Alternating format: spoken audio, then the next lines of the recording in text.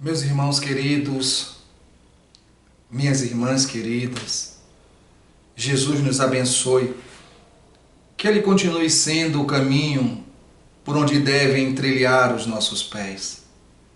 Certa feita perguntaram a Jesus: Senhor, qual é o maior mandamento da lei? Ele respondeu: amarás a Deus sobre todas as coisas, de todo o teu coração, de todo o teu sentimento, de todo o teu espírito. E eu trago um segundo mandamento: amareis o teu próximo como a ti mesmo. Naquele momento, Jesus inaugurava a era do amor na humanidade.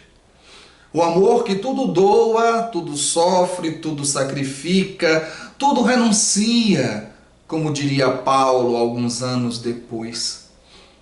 Mas nós começamos a nos perguntar sobre esse sentimento. Esse sentimento que ainda, na amplitude da sua sublimidade, nós ainda não desenvolvemos. Nós estamos ensaiando, nós estamos nos educando para o amor. Mas aquele amor pleno só teremos quando atingirmos um grau de evolução bem maior do que este que nós estamos ainda nesse momento. E muitas vezes nós nos perguntamos como amar o próximo se nós não conseguirmos amar a nós. E aí essa pergunta muitas vezes parece vã, parece uma tolice. Como, Cláudio? Quem disse que eu não me amo? Mas em verdade, nós ainda não nos amamos verdadeiramente. Nós carregamos ainda conteúdos do passado que nos chumbam ao solo. Ainda trazemos conosco muita culpa, muitos remorsos, muitas carências que nos fazem resvalar ainda na necessidade de ser amado, esquecendo o impositivo de nos amar primeiro, para poder inspirar nos outros amor.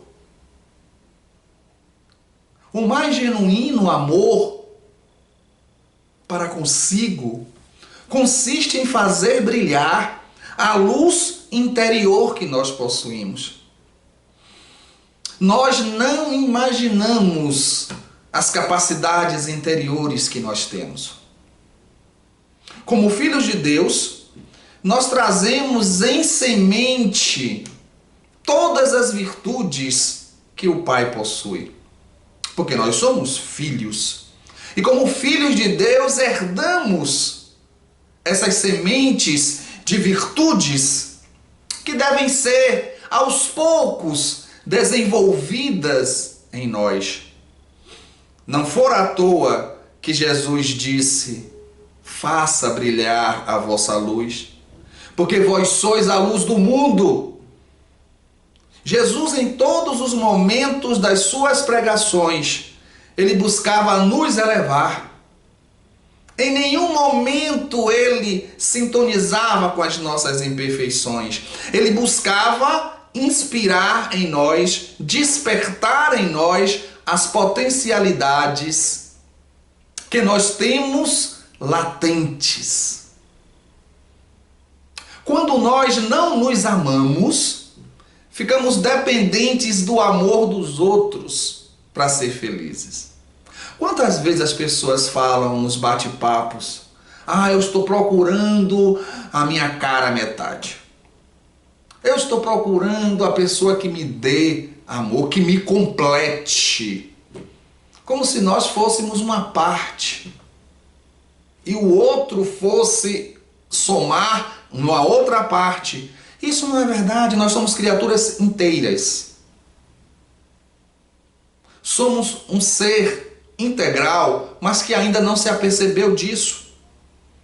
E agora lembramos que certa feita, um místico, Sai Baba, estava sendo entrevistado por uma repórter inglesa e ela perguntou O Senhor diz que é Deus, isso é verdade?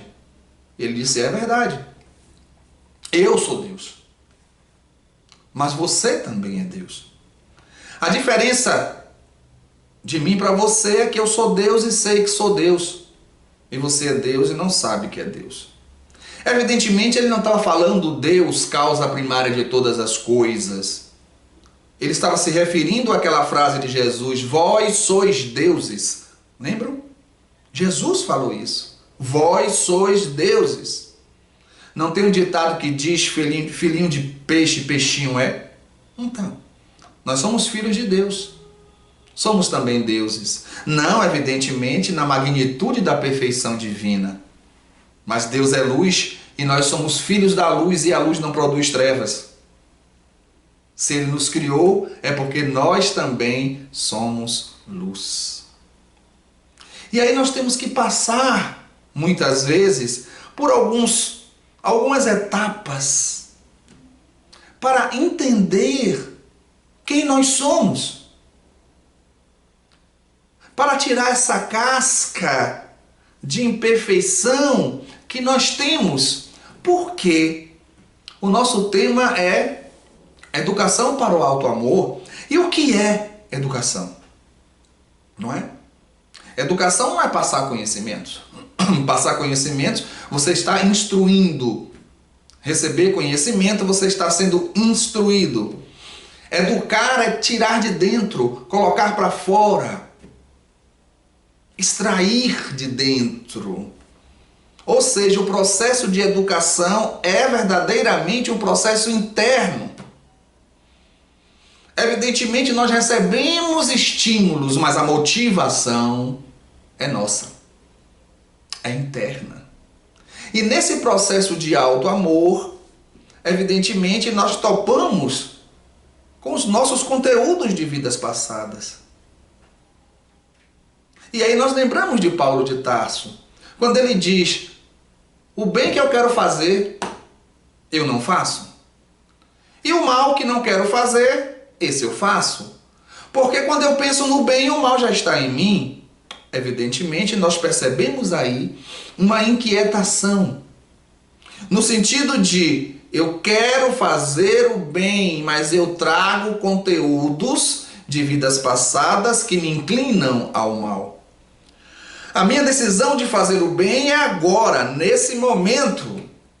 Mas essa decisão pura e simplesmente não apaga os conteúdos que eu trago. Então eu tenho que passar por um processo para entender por que o bem que eu quero fazer eu não faço. E por que o mal que eu não quero fazer, esse eu faço. E aí nós passamos para uma questão de autoaceitação. Isso aí é importantíssimo para o alto amor. Normalmente nós desejamos passar por um processo de reforma interior. Mas para isso nós temos que fazer um trabalho de autoconhecimento. E o trabalho de autoconhecimento dói. Por que dói? Porque você vai começar a ver coisas em você que você não queria ver. Você vai começar a perceber que hoje, na consciência que você tem, na consciência que você já desenvolveu, você não queria sentir certas coisas que você sente. Você não queria pensar certas coisas que você pensa. E você não queria fazer certas coisas que você faz. E isso dói. Observar as próprias úlceras dói bastante. Então, nesse processo de autodescobrimento, de autoconhecimento, para se adquirir a reforma íntima, a transformação, porque para transformar você tem que ver que existe. Você tem que enxergar. Então, nós temos que passar por um processo de autoaceitação. Olha que interessante. Autoaceitação não é desculpismo. Não. Autoaceitação é a percepção que você possui determinadas posturas, pensamentos, sentimentos, reações, emoções que são desagradáveis para você. Mas você não joga para debaixo do tapete. Você apenas vai deixar de ter a postura de carrasco para consigo mesmo. Você vai perceber a problemática, você vai olhar para a sua ferida, você vai olhar para a sua sombra e não vai ocultá-la. Nem tampouco se transformar no carrasco de você mesmo. Você vai aceitar. Essa aceitação, essa autoaceitação não é acomodação. Nem tampouco aquela frase que muitas vezes nós falamos: eu sou assim mesmo, se quiser me aceitar, me aceite assim mesmo. Isso não é aceitação, autoaceitação, isso é rebeldia. Porque na realidade, aquilo que nos incomoda pode também incomodar os outros em nossas atitudes. A autoaceitação, ela surge no momento em que você observa a sua úlcera e você diz: eu tenho isso. Eu sou vaidoso. Eu sou ciumento. Mas eu quero mudar. Essa autoaceitação vai trazer um outro movimento. Auto-perdão. Porque muitas vezes nós observamos os nossos defeitos e não nos perdoamos. Porque nós temos aquela ideia do ideal. Mas a distância do ideal para o real, às vezes, é milenar. É uma distância abissal, muito grande. Então, muitas vezes nós estamos aqui diante do nosso real e desejamos o ideal e queremos viver o ideal agora. Não, agora nós temos o real. Quem nós somos realmente. O ideal é um ponto a atingir. É um processo. E todo processo requer tempo. Todo processo requer mergulho. Todo processo requer tentativas. Todo processo surge com quedas, com levantar, com erros, com acertos. Faz parte do processo. Por isso, os passos do autoconhecimento, autodescobrimento, percepção das suas úlceras, das suas sombras, das suas imperfeições. Autoaceitação, perceber que existe, porque se eu não me percebo vaidoso, eu não vou poder mudar, porque eu acho que não sou. Então, no autodescobrimento, eu tenho que olhar para essas úlceras, aceitar a existência delas e me perdoar. Porque eu fui criado simples e ignorante para me transformar em anjo. Do átomo ao anjo que um dia foi átomo. Eu vou chegar lá. É um processo. No momento que eu me perdoo, eu suspiro. Imaginem a sensação de Madalena quando se sentiu perdoada e quando se perdoou. De Pedro depois que negou. De Judas depois que traiu.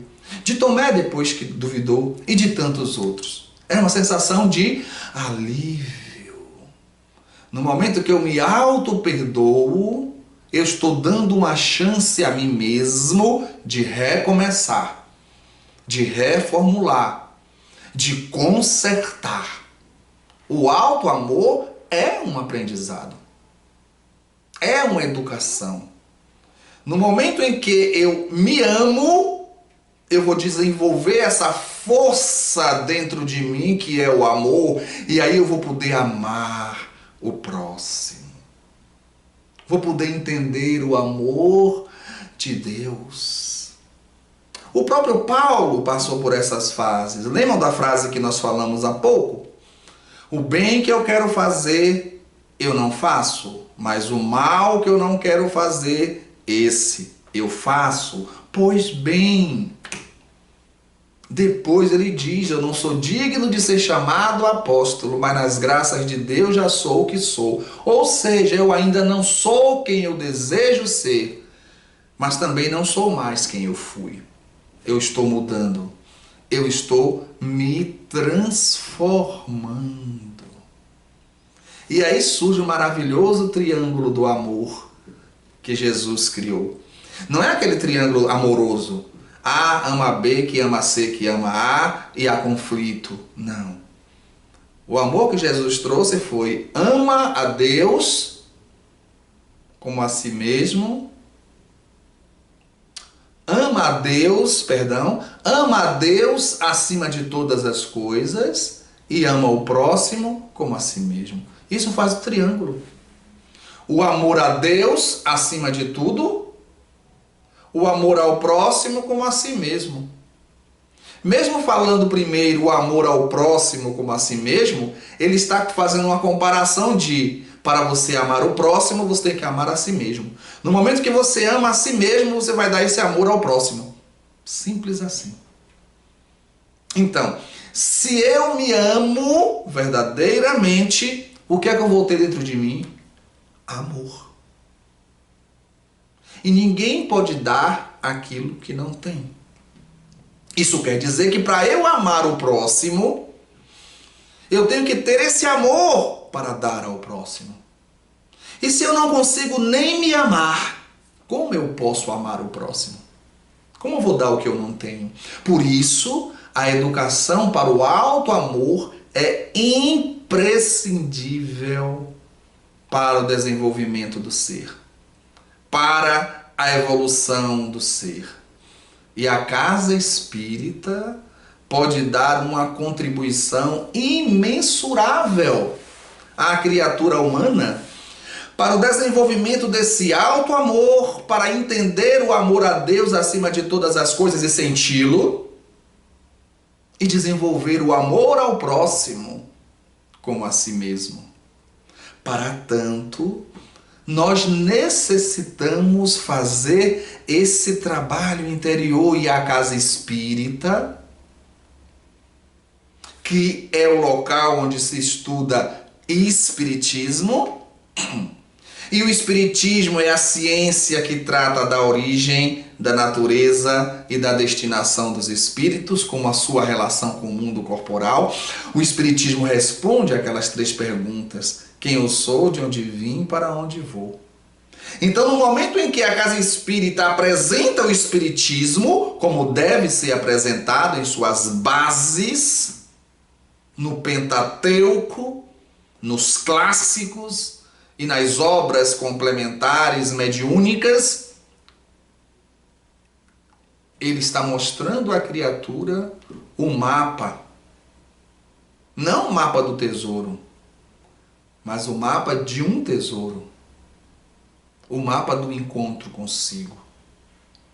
Da percepção de quem você é. De onde você veio. Para onde você vai. Qual o significado da sua vida? O que você está fazendo aqui?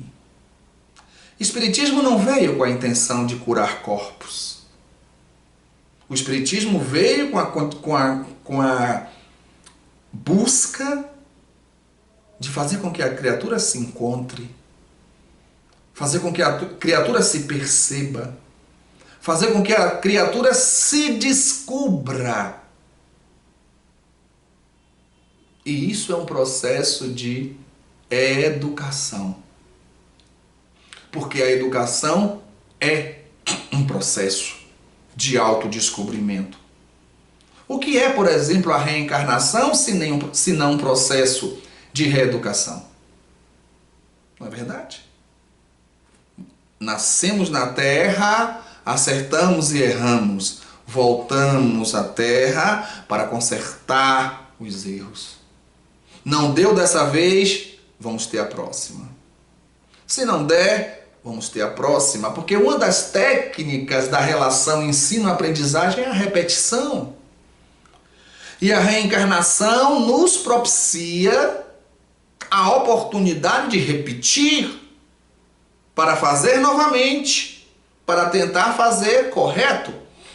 E repetiremos quantas vezes sejam necessárias até aprendermos profundamente, até aprendermos realmente.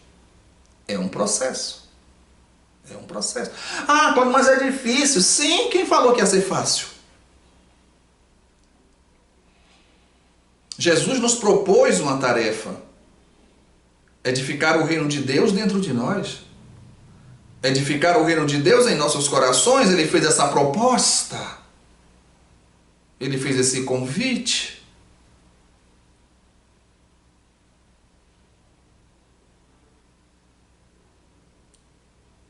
E é o nosso caminho. Não tenha dúvida. Nós estamos aqui para crescer e para nos desenvolver. É um caminho que requer responsabilidade.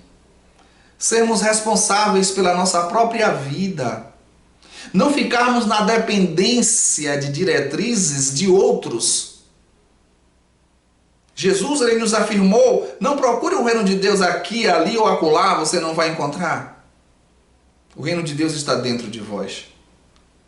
Todo o movimento de Jesus foi para o mergulho em nós próprios. Inclusive para encontrar Deus. Porque o reino de Deus é a própria presença de Deus. E quando ele diz que o reino de Deus está dentro de nós, é porque nós somos um universo em nós. Cada um de nós é um universo dentro de um universo maior. E essa construção é interna, profundamente interna. Isso requer responsabilidade.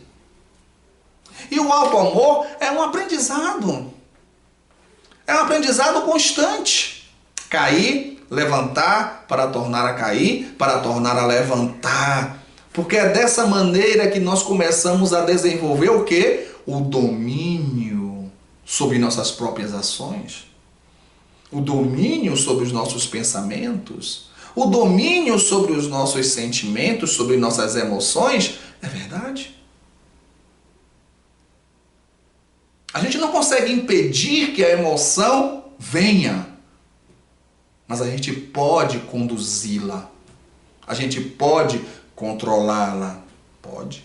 Podemos sim, sem sombra de dúvida. Sem sombra de dúvida. Em determinado momento, pelo meu grau de evolução, eu posso ser estimulado a ter raiva. Mas daí a pegar um pau e bater na cabeça de uma pessoa, a distância é grande. Então a raiva pode surgir, eu me permitir, mas ao mesmo tempo eu controlá-la. Eu não impedi a chegada dela, mas eu a dominei na sua expressão.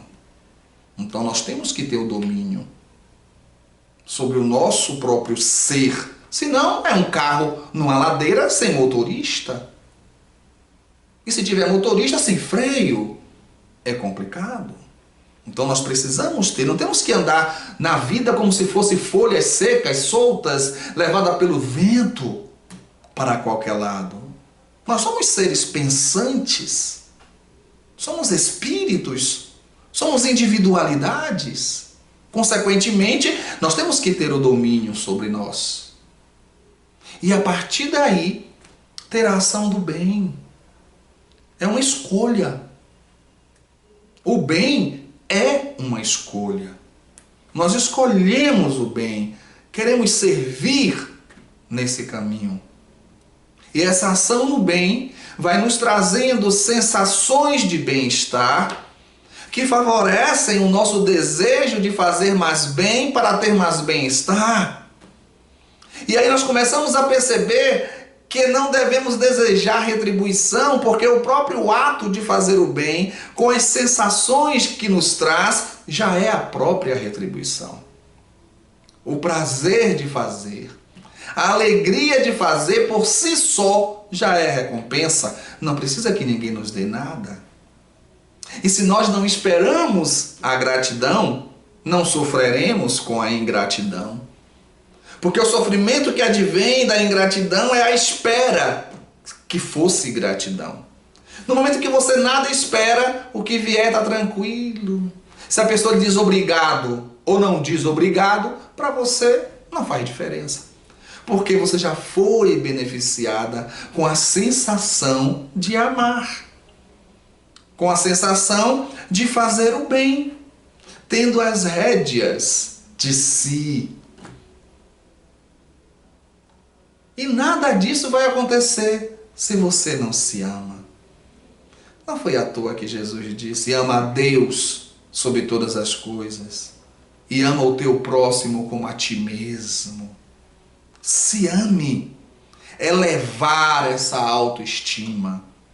Às vezes as pessoas confundem autoestima com vaidade, com orgulho, com prepotência. Não é isso, não.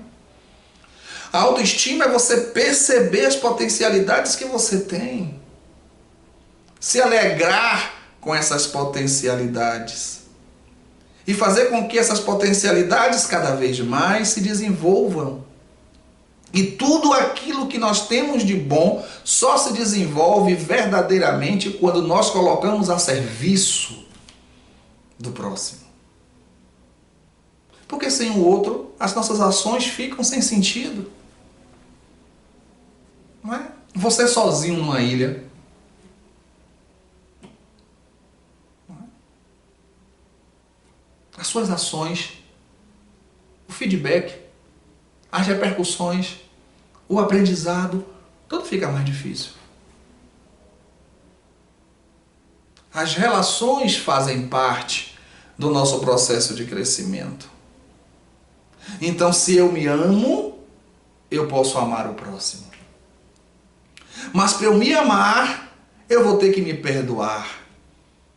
Fica mais fácil perdoar o próximo. Para me perdoar, eu vou ter que me autoaceitar. Fica mais fácil aceitar o próximo. Não é um processo interessante? É um processo divino. Está nessa busca, nessa tarefa de transformação. É divino esse processo. É maravilhoso. E todos nós estamos inseridos. A diferença é que uns sabem que estão. Outros não sabem. Uns já perceberam a sua situação no mundo, o sentido da existência e o que veio fazer aqui. Outros não sabem. Mas tudo isso faz parte do processo. Quem sabe hoje, não sabia ontem. E quem não sabe hoje, saberá amanhã. Faz parte. Faz parte do processo. E é maravilhoso estar inserido nesse processo. E é mais maravilhoso ainda saber-se inserido. Ter a consciência do mundo, ter a consciência de si, ter a percepção do processo. Isso é maravilhoso. Você ser seu próprio laboratório. Você ser a sua própria experiência. Você ser o seu próprio cientista. Experimentar com você mesmo. E trabalhar com você mesmo. Esse é o processo. Não precisa falar muito. O que nós precisamos é de ação. Tudo que tinha que ser dito para nós, no atual estágio que nós vivemos, já foi dito. Há 2000 anos já foi dito. Na Galileia, na Samaria, na Judéia, na Decápole. O que faltava no século XIX nos foi dito em Paris. No lançamento do Livro dos Espíritos e nas obras que em conjunto fazem a codificação. Evidentemente, outras coisas ainda saberemos, mas de que adianta saber se não vivemos o que sabemos? Então vamos viver tudo isso que nós sabemos, e é tarefa para várias encarnações. E aí, quando estivermos em condição, outras revelações surgirão.